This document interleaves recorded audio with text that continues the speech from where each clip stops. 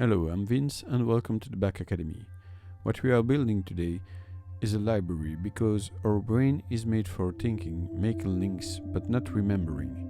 We need a way to store all the good information we can find on the internet and store it in an efficient way where we can find it back anytime we want.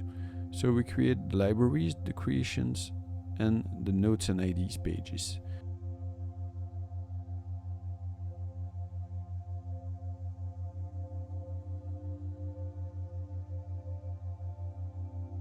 Those are sub-pages of our contents section.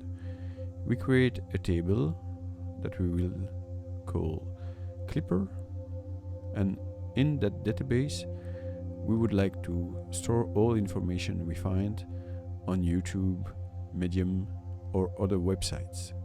So here is one example of what the Notion Web Clipper can do for you. The Notion Web Clipper is an extension for Chrome or Firefox you can download free to use with your Notion. When you click on the Notion Web Clipper, you first choose your workspace and then you choose the page on which you want this link to appear. When you save it, you open Notion and you have the article you wanted to store, and it is readily available with all the text and images.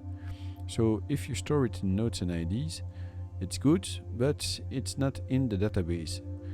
So it's not perfect, and trying to place it in the database afterwards, it's quite a pain in the butt because it doesn't create the title, the name. It's not that good. It's not that good of a solution. It works, but in my mind, it's not perfect. Another solution is in the Notion Web Clipper is to add this to a database, but it creates a database on its own, and this database is linked, my links there on the left column, and this database my links, that's also quite good. It's a database that's better than the first option, but it's still not the database we wanted to create. So yes, in the end it is better, but not quite perfect. You can store also YouTube videos on this, and you get the information, the link. You can even play it in the page itself, so yeah, it's quite good if you want. If you want to store in the right database, if you want to store the article in the right database, you need to go in the Web Clipper. Then here you can find the database you want to store it into. So if I say Clipper, that's the database I want to use. Then if I choose this, it saves. I open Notion, and here it is. That's my article, and it is this wraps it up. Database. Don't forget to subscribe, like, comment, and share. It works. Be nice in your comments because trolls are only fun. But there is another solution, another extension next time. Maybe it's and bye bye. Even better. Let's see that.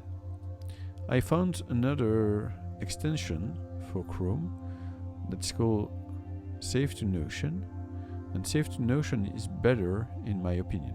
You create first a template, a form that tells us in what workspace and in what database you want to store the content. So it's better because you can use a database you already created to store the content. So the Clipper database is the database I created. There is no template at the moment because it's the first time we use it.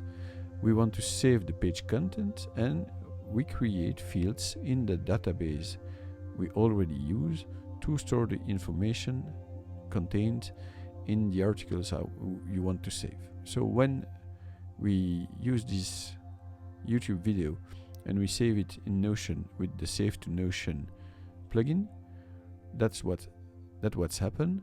So you still get all the same information than the Notion web clipper created by Notion, but you get the name, you get the URL, you still can view the video in the page itself, but now it is contained in the database you created and maybe used for something else or for some kind of other content.